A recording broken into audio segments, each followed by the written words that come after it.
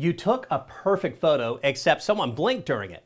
No prob. You can fix that using an easy trick. I'm CyberGuy, and if you've got an iPhone, the camera app has a handy feature called Live Photos. It essentially takes a very quick video before and after you press the button to snap a photo. While the goal is to capture a longer moment, you can use it as a tool to pick the perfect still image. Here's how to take a picture using Live Photo. Open your camera and on your iPhone, tap the button on the upper right-hand corner that looks like rings.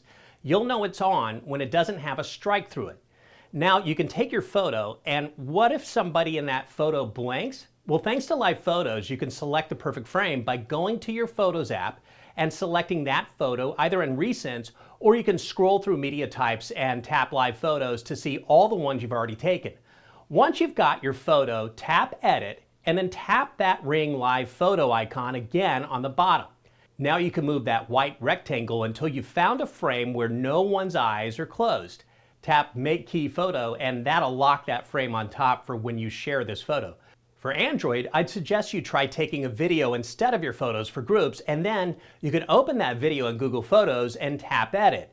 Drag the vertical line to the frame you want to save as a photo, and then click Export Frame. That perfect still will now be saved in your phone's gallery and your Google Photos camera roll. For more tips on how to use your tech to your advantage, head to cyberguy.com and sign up for my newsletter.